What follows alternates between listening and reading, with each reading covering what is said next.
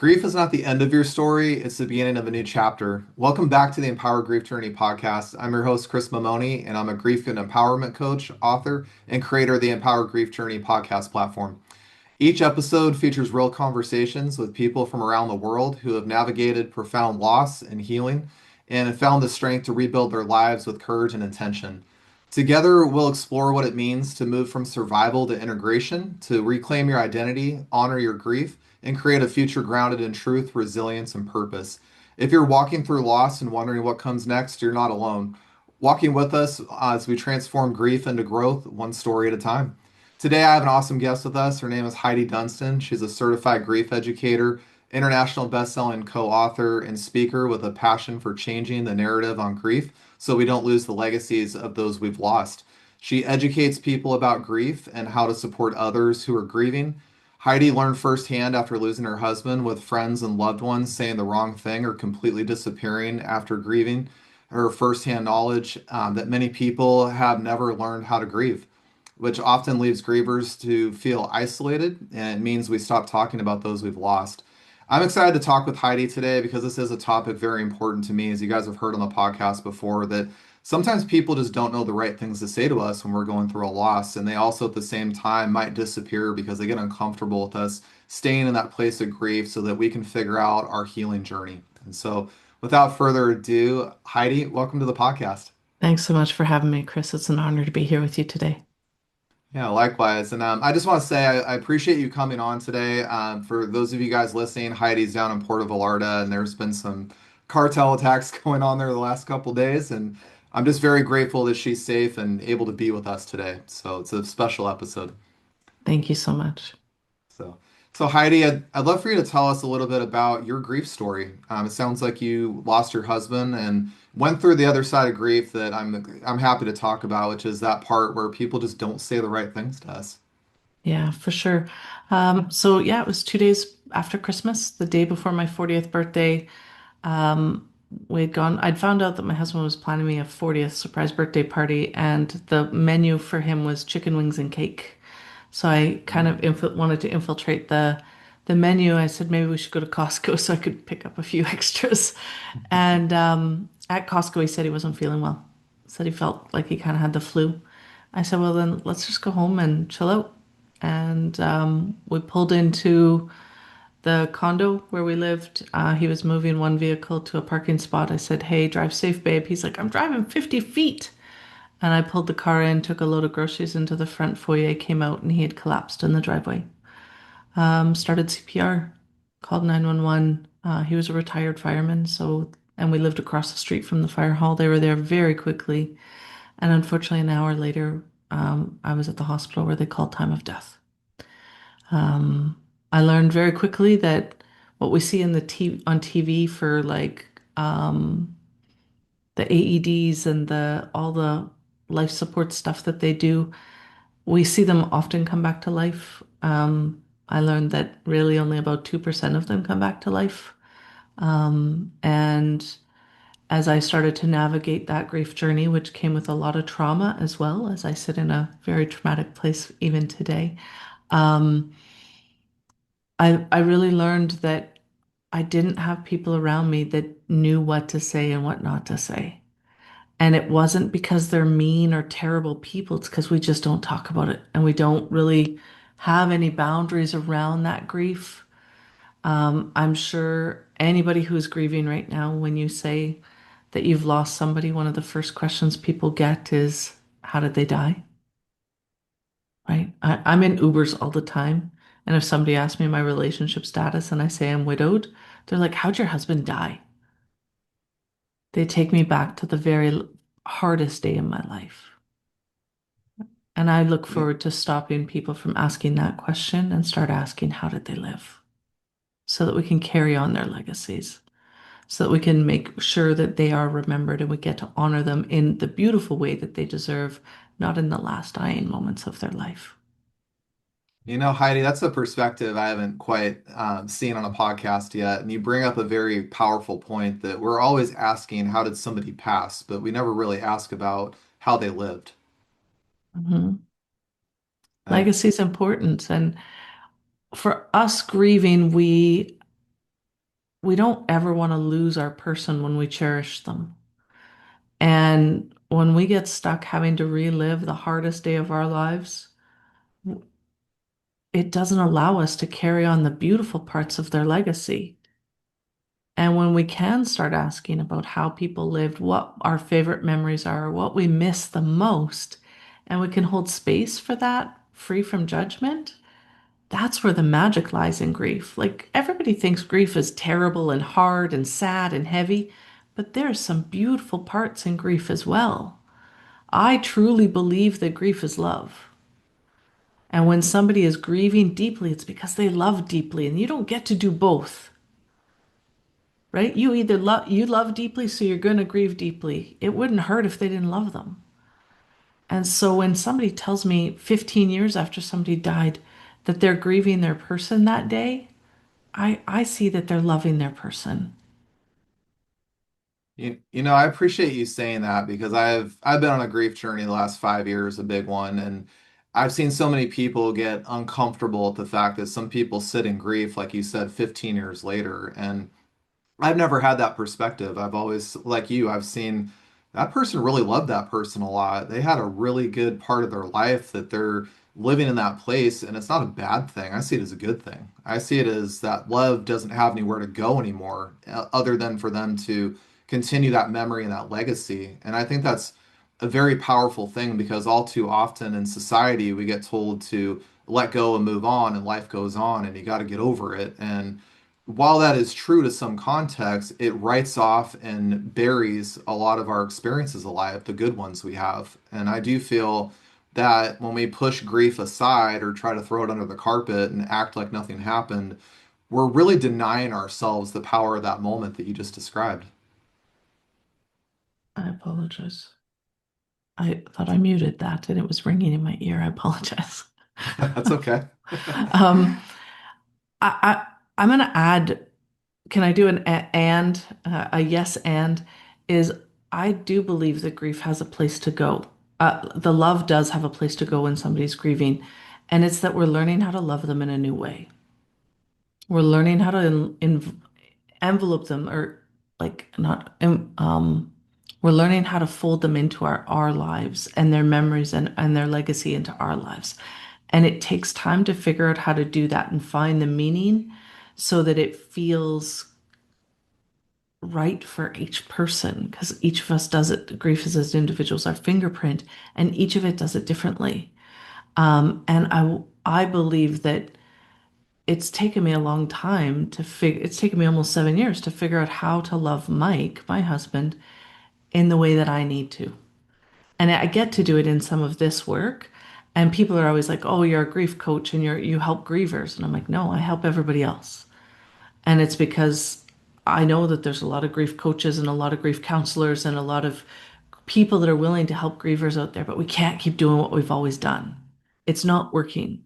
It isn't fair that grievers have to go into a little room and talk to a complete stranger to actually feel seen and heard. Because grief is love, it means that it's meant to be done in connection. And when somebody can turn around and go, "Hey, I see life's hard right now." And instead of saying, "I'm sorry for your loss," say, "I see how hard this is for you. So and so is important to you, and my heart goes out to you." That is way different. And because you're able to acknowledge their pain, you're able to see them where they're at, and you're able to let them be exactly who they need to be in that moment. That's where a lot of the grievers get stuck in their grief. It isn't that they're stuck in their grief, they're stuck in the fact that people can't love them where they're at. They're being told to be who they don't want to be anymore. Because I will never be the woman I was the day Mike died or the day that he was alive. I am a different person because of the love that he gave me. But I mean, I will never be able to go back there. And a lot of my friends and family really struggled with the fact that I'm not the same. I'm really glad you brought that up because I had that same moment when I lost my son, and it took me a little while to figure that out. And by that, I mean a year or so after the fact to realize that version of myself is gone. It's not coming back. And who I was before that moment, by the way, that's a past me. It's not who I am today. Exactly. And Yeah. And I think that's the powerful point that a lot of people miss in grief is that in many ways we're given a powerful gift in that moment, whether that's losing your husband the way you did or losing a child the way I did.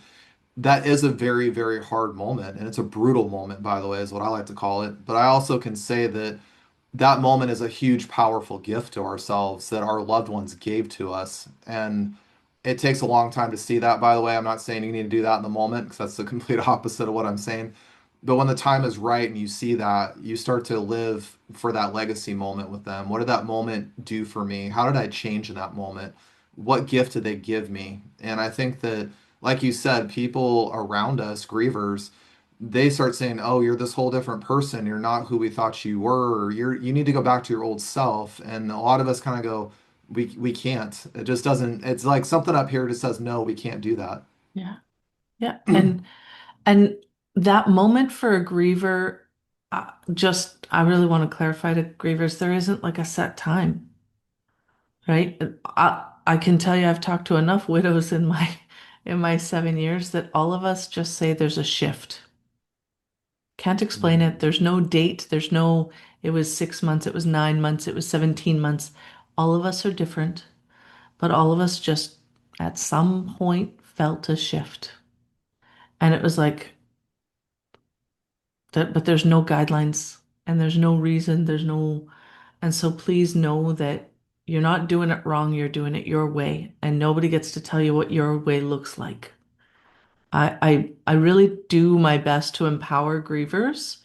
I also don't let grievers play the victim card. You know, when they say nobody calls me, I say your person died, your 10 fingers didn't break. Pick up the phone, dial the number. If you want somebody to call you, call them. Don't play victim. But I do believe that, grievers, it's a whole lot of crazy. And the whole reason why I want people around them, their friends and family, to know what to say and not say is because I want them to realize that those people can love them exactly where they're at, free from judgment. And the free from judgment part is the hardest part, Chris, because, like I said, griefs as individuals are fingerprint. So we only know how to grieve the way we grieve. And we tend to Mhm. go, why do they cry so much? Or why aren't they crying at all? Or why is the bedroom still set up? Why are they still wearing their wedding ring? Why aren't they back at work? Aren't they over it yet? All of those statements really minimize grief and they really stop connection. And so when you can sit and say, hey, can you tell me about your person? Or something as simple as, would you share your person's name with me? Or what was your favorite memory? Or do you want to talk about it? Um, or you could just sit in silence and say, you're important to me and I don't want you to be alone, right? All of a sudden, when you can do that without saying any of those minimizing statements, then all of a sudden somebody doesn't feel like they have to put their armor up. They don't have to pretend to be okay, that it doesn't hurt, or that today isn't hard just because it's a random day. And we get to actually see people and love them exactly where they're at. And That's exactly what we need to focus on. I think you and I talked about this in the pre-call. Did we talk about America's Got Talent? I think we did, but We remind me did. of that. It's been a little bit since we So talked. yeah, yeah. I always tell people, when they get the golden buzzer on America's Got Talent and they're Yes. supposed to go to the live rounds, do they all celebrate the same? No, I celebrate differently. They all celebrate differently. And as an audience, whether they're in the studio or whether we're at home watching, we celebrate alongside them. We don't judge them. Oh my God, I can't believe they're running around, or why is she crying? We don't look at them that way. Sometimes we're crying with them. And yet we do judge how people go through pain. That's something that's really mystified me on my grief journey is how much we judge people who go through pain, like you said. And I've certainly been victim to that in my grief journey in many ways. And I've had people tell me, my bookcase for my son is too much in my house. I've had people tell me, at least you make beautiful babies. I've had people say, oh, you'll have another one. And we say all these. I interviewed a podcast guest, Carolyn Gower, out of Australia. She wrote a book called All the Stupid Shit That People Say to Grievers. And I think it's an awesome book, by the way. Yes, But it is. I kind of laugh because inside, when I get in front of people who are grieving, and I've met people that run the gamut of loss in life and trauma, I don't see that person as being broken. I don't see them as needing to be fixed. I don't see them as a problem. I don't think they're too early or too late. I don't have those thoughts. But what I do see out of that person is I say, so this person had an experience. And whether that was somebody that lost a child like me, lost a grandparent like me, or lost a husband, which I've never gone through, no matter what that circumstance is, I can look at that person and say, this is a moment I can learn something. This is a moment I can hold space for this person because I might be the only person, by the way, that's listening to them right now and making them feel seen or heard or understood. And if they're not getting that from family and friends, what if you're that one person, by the way, that's giving and meeting that need? And it's exactly it. And in the grief space, you often it's not an immediate response. I recently ran into a friend of mine, and I saw him 11 months after Mike died. He was moving away, and I was pretty anxious. I had Christmas coming up. I had the anniversary of his death. I call it his wing anniversary, the day he got his wings. I had my birthday. I had New Year's and his birthday, all in a 12-day span. Now you have to remember, I had a lot of my first 24 hours after he died, right? I had my birthday after he died. I had New Year's just a few days later. I had his birthday, all before I even had his funeral. And so I was pretty anxious going into that first year because I knew how hard it hurt the year before. It nearly killed me, I felt like. And I was like, I don't know how I'm going to get through this. And this gentleman was moving away. And so we were having lunch in a restaurant. And he's somebody I've known for a long time. And I messy cried at the table. My soup came, the waitress put it underneath me. Like there's tears pouring off my face into my soup. She just ran away, didn't even leave a napkin. Um, and he Jeez. and he didn't put anything in my face. He didn't tell me to stop crying. He didn't get flustered that people were watching. He just let me release. And I never saw him again until like just last year. And I said to him, I said, I want to thank you for that moment. And he's like, I don't even remember it, Heidi. And I said, I remember it clear as day because it was one place that I got to be seen for exactly where I was at. Oh my gosh, that's bringing tears up. Um, exactly where I was at. Nobody was trying to fix me. Nobody was trying to shush me. Nobody was telling me that I'll be okay. I wasn't okay, and you let me not be okay in a safe way without any judgment. All you did was sit there. That's all I needed. And it wasn't like memorable for him, but it was memorable for me. The day after Mike died, my neighbor who held me while they worked on Mike in the driveway brought over the Costco-sized Kleenex because he knows I cry like a sprinkler. And he's like, "You don't need flowers, you need Kleenex," right? Like, it's how we get to show up for people, you know, um, and being able to be honest to say, "Hey, these are sticky conversations." When you make when and I mean I do this for a living now. I talk to people about grief, and there's times where because grief, like one day you're, angry, and the next day you're like super sad. What I say one day may land and the next day may not. And there's times where I just have to apologize and say, "Hey, you're important to me, and that didn't land right. That wasn't my intent, and I'm sorry," and just own it.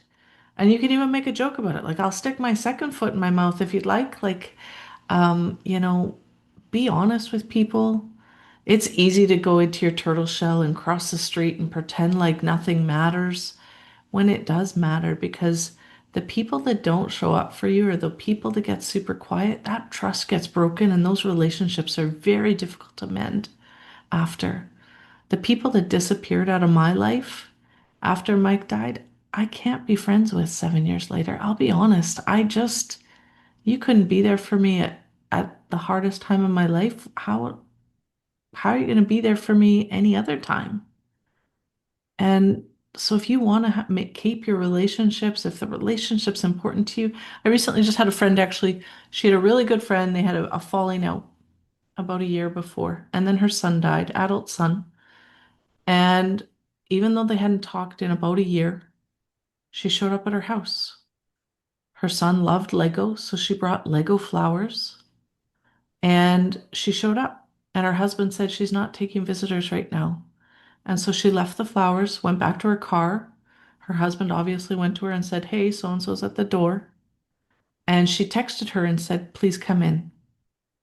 And what happened before doesn't matter anymore. Their friendship is back because she was willing to lean in and show up and just be like, "You're important to me. It doesn't matter what was said or not said. You're going through a hard time and I want to be here with you." It takes courage to do that. Anytime somebody reaches out to me and says, "Hey, Heidi, so and so is grieving and I don't know what to say," I always thank them for being courageous because those are challenging conversations and it takes courage to do it.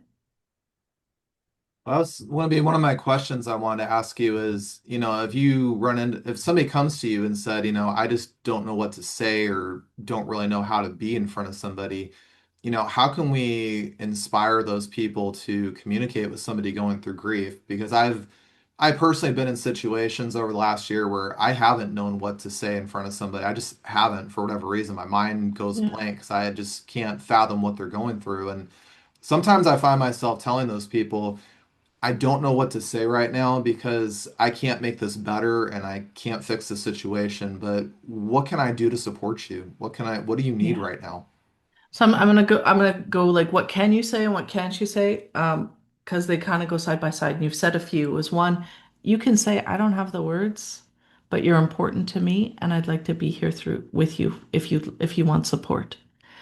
Instead of saying, "Call me if you need me," doing exactly what you said. Is there something I can do to support you today? Okay. And they may not know. So you may need to offer, "Hey, I'm going to get groceries today. Do you need me to pick anything up? Hey, our kids have sports together. Can I drive our kids and just take something off your plate?" Offer suggestions, things that you will be able to honor your commitment on. Because when all of a sudden people don't show up, it feels like they're getting kicked in the gut again, right? So if you're going to offer to rake their leaves and then, you can't and you don't rake their leaves, know that it does a little more damage than good. Um, Avoid statements like, "At least they're not suffering. At least they're with God right now. Everything happens for a reason." Any of those kind of platitudes really minimize the person who's in front of you. Okay. And you heard it. At least you can have another child. At least you can get another dog. No, it doesn't work like that, right? I had people who were like, "Oh, you're young, you'll find love again." Because it's a light switch. I didn't turn off, right? So any of those kind of platitudes don't serve. But turning around and saying, "Hey, you're important to me. Is there something I can do to support you? Can I just be with you?" Don't tell somebody they're strong. You and I can both relate to having significant losses in our lives. You don't feel strong when you're going through grief. You feel completely shattered. So acknowledge the courage. I see how much courage it takes for you to be here today. I'm re or if they do share with you, if they do open up, or if they do cry, don't shove a bunch of Kleenex in their face and tell them to stop crying because it'll make you cry too. Turn around and say, "Thank you for being open with me and thank you for sharing. I see how painful this is, and my heart goes out to you. And if prayers are important to you, or if faith is important to you, I'd like to keep you in my prayers. Is there anything I can do to help you right now?" And acknowledge the little things. I lost 30 pounds after my husband died in the first few months. Now, I needed to, don't get me wrong. It wasn't like I was dying and looking ill, but everybody was commenting on how good I looked. I only had one friend who said, "Have you lost all this weight because you're not eating? Why don't you come over and bring some to-go containers? We'll have you over for dinner and we'll send you home with leftovers. And why don't you spend the night and we'll watch movies and have snacks too?" Because she realized I don't like eating by myself. And so when you see something, lean into the why it might be challenging, right? And be willing to hold the space even when it's hard. Because we often ask, "How are you?" And all of us grievers just want to say, "Take a hike. I'm not fine. I'm not good. I'm not okay." Turn around and say, "How's today? How you holding up? Where's your heart at?" and let them be honest with you. Let them say they're not sleeping. Let them say they're not eating.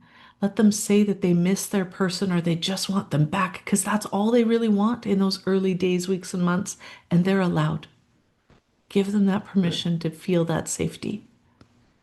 Well, I think what a lot of people don't understand who haven't gone through grief in whatever aspect of life is that our world we're used to just got knocked off the pedestal very, very quickly, very, very abruptly. And I try to tell people that, in your circumstance and mine, for example, that our life just changed in an instant. And that's almost the equivalent to driving down the freeway at 80 miles an hour and slamming on the brakes or hitting a brick wall immediately. And that's where we end up in this weird, awkward space, which is what I like to call grief. It's the in between. It's our old self and our new self. And this doesn't exist anymore, but we haven't quite met and figured out what this is. So we're kind of sitting in here adjusting and understanding and grieving and loving. We're And learning how to love somebody in a new way. we're learning to love somebody in a new way. And Yeah. that's what it requires us. I try to tell people, have patience with people. Grievers, I've talked to many that I've talked to some people who are very, very angry in grief, and some people say, "Well, you're just angry." I say, "No, they're very, very hurt. They're loving somebody in a very deep place right now. That anger is just a subset emotion. It's not the real one underneath it." And I think it's important for us to take time to understand that about people when they go through grief. And yes, it's uncomfortable sometimes. Yes, you may not want to hear it, or you may feel like it's been too long, or whatever it is. I know people think those things. But you're not living their story. You're not living their journey. You haven't walked their walk. And so, if you can give them a little bit of grace and a little bit of empathy, because one day you might be in their situation for all we know. And that person, by the way, who's lost a husband, that person like me who's lost a child, you might end up falling back on us one day when that happens to you. And we're going to be able to say, hey, I have walked this before, but it's not to say we compare journeys, but I'm here to walk beside you with this journey and give you the support that you need.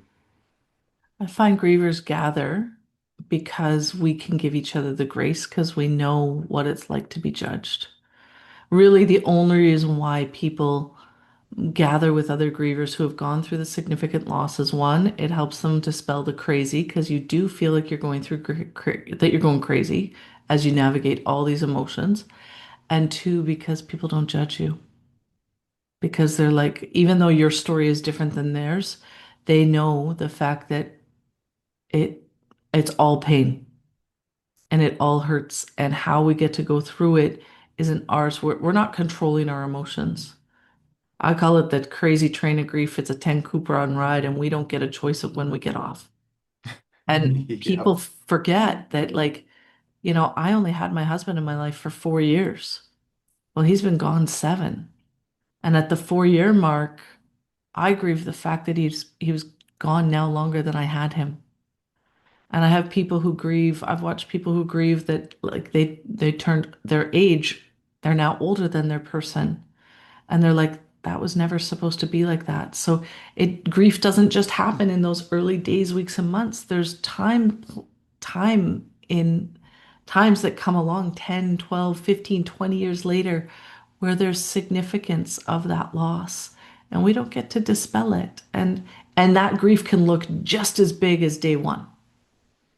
It really can. I can share with you personally. I don't get asked much when Father's Day rolls around. I don't get asked about my son. Nobody asks about him. And even on his birthday, nobody shows up. And that's a hard pill for me to swallow. But when I'm in my child loss groups of lost parents, man, those parents, they're on it. And I say Yeah. that from the standpoint of they'll ask me, what was your son's name? How did you lose your son? What did you remember about that moment? When we find people that have gone through a loss the way we have, or have experienced that loss, I shouldn't say that because we all do things different, but when we've talked to those people in those said grief groups of our loss we've gone through, those are the people, like you said, that don't judge us. Those are the people that say, I get it. And back to your thing about, how the crazy train of grief, I felt that way many times that first year. That first year of grief is very brutal. When I met other lost parents, they said, "You're not crazy. This is normal. Very, very Yeah. normal." Fair enough. To an outsider, it doesn't look like that. It looks crazy. To somebody that has, it's not. And Yeah. so, And I actually say, just so the grievers know, I actually found that the second year of grief was even harder because, and the way I equated it was, You know, when you go to the dentist and you have major dental surgery and your mouth is frozen? Year one is your mouth is frozen. Year two is when the freezing comes out. And that's where you notice the voids. That's where you notice the, oh, we didn't make it to that restaurant, or I wanted to go to that with them, or oh, that was our favorite place, and or the wedding or the graduation where they're supposed to be there. And that's where I really felt a lot of the voids, and it really created that ache that I couldn't subside. Um, I would say the first 18 months I was a zombie. I just moved through the motions of life and I was numb. And then that next probably 6 to 8 months, it was painful. And it was emotional, physical pain that I couldn't explain to anybody. Heidi, can you explain to us? Because I'm glad you brought up the feeling of being numb. I lived there a lot in my grief early on in the days, but something that we don't talk a lot about in the grief space for some reason is that feeling of numb and how we can move through that's the way I like to say it. We don't really get over it, but there's a way we move through it.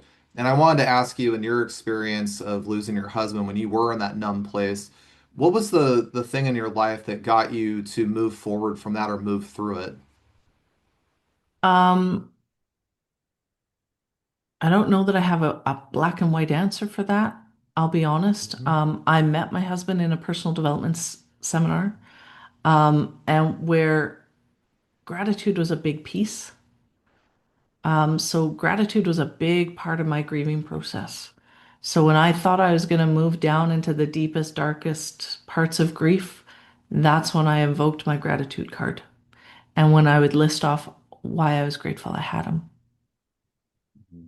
right? When I knew that I was going to miss him tremendously, and not to say I didn't miss him tremendously, I still miss him tremendously.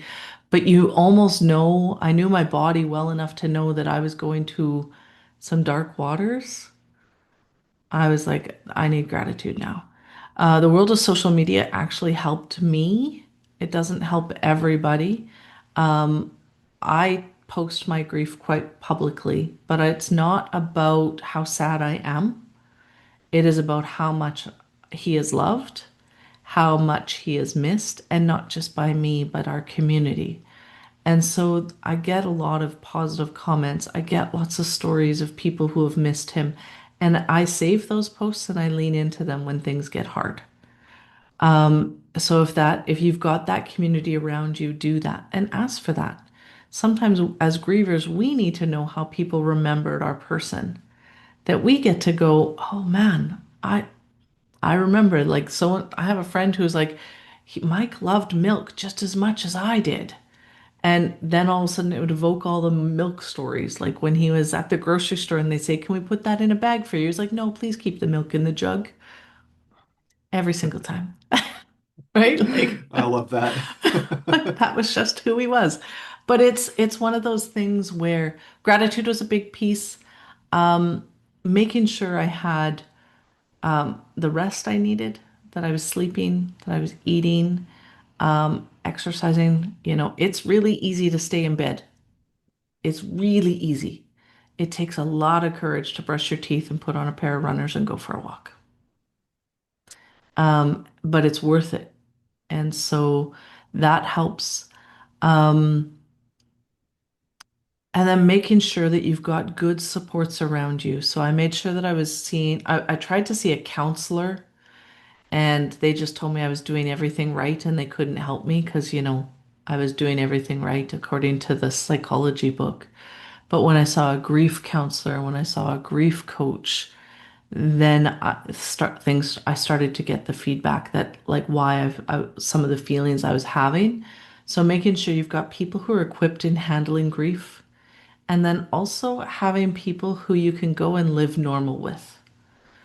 Right. So there was times that I would just reach out to somebody and I'd be like, today, I've been having a lot of hard days in grief. Can we just go have a normal day? Like go for a walk and a coffee or go to a movie or go and do something that wasn't revolving around the headspace I was in because it was my only way to get off the crazy train. Um, Uh, and then the last thing I'm gonna just say is I really did my best to stay in my heart and out of my head. And that sounds weird, but for me, I wanted to try to understand all of my emotions, which kept me here. So why am I feeling this? Why am I feeling this again? I thought I went through this already, which never let me feel the emotions and move through them.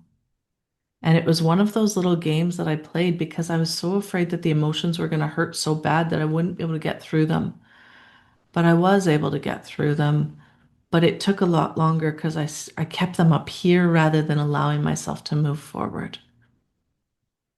Well, I think that's a big thing that everybody talks about in grief, and even people that are around grievers, is this concept of controlling your emotions. And I laugh at that a lot because controlling your emotions, it's an intangible thing. I can't hold an emotion in my hand. Yeah. But what I try to encourage people, especially grievers, by the way, is that your emotions are messengers. They're trying to communicate with you. They're not the enemy, by the way. They're not going to hurt you. I'm going to tell you that right now. Your emotions are not going to hurt you. They are, however, trying to communicate how you feel about something, or they're communicating love or kindness or something inside you that you need to hear at that moment. And instead of trying to mute yourself or suppress it or say, I shouldn't feel this, or finding a reason why, it's to control it, like people say, allow yourself to hear the message and feel it. Because when you do allow yourself into that space, what Heidi's talking about, moving it from your mind to your heart, that's exactly what that is. When you hear that message of emotion, it goes to your heart. And if you cry, by the way, you're human. That's normal. That's completely okay. There is nothing wrong with that. If that makes you feel really frustrated or angry, know that behind that is a lot of love, a lot of kindness, and you just don't have a place for it going forward. And you're having to relearn, as Heidi taught us today in this episode, how to love in a different way. That's what that's trying to tell you. So I always say that tears are the language of our heart. that's beautiful. I couldn't Mm. agree more with you about that. Yeah. So, And I'm a sprinkler, so Costco Kleenex for you. I yeah, like yeah. that. My heart has always wanted to talk to me. So Well, Heidi, I just wanted to say big, big thank you to you for coming on the show today and sharing your story about navigating the loss of Mike in your life and what you learned along your grief story, and as well as sharing with us how you've learned how to heal. And something that I really love about your story, and I love what you've shared today that we haven't really said yet, but I'd love to end it on this, is that healing is not an end point. It doesn't mean we're fixed and we're fine and we can just move on with life like it never happened. What Heidi has shown to you guys today is healing is an ongoing journey and an ongoing process. And it's something that we should allow ourselves to feel and understand and give ourselves space to know that it's going to change in year one to year two to year four to year seven. It's going to change. And that's completely fine because this is your healing journey. You get to decide what that looks like and feels like for you. So, Heidi, I just want to say thank you so much for everything you gave to everybody today in this podcast. It truly came from the heart, and I'm just very grateful we got to connect. thanks so much, Chris. It's been an honor to be here. And I want to thank all of our listeners for joining Heidi and I today on this episode of the Empower Grief Journey podcast. If this episode resonates with you, please share it with somebody you know who could benefit from Heidi's story. For more episodes that are designed to empower you and support you, visit empowergriefjourney.com and subscribe to the podcast. You can find us on Apple and Podbean. The Empower Grief Journey is all about honoring your journey, embracing your emotions, and finding strength in your own time. I want you guys to know you're never alone on this journey and you can navigate grief with courage and compassion. Until next time, be kind to yourself and take your grief journey one step at a time.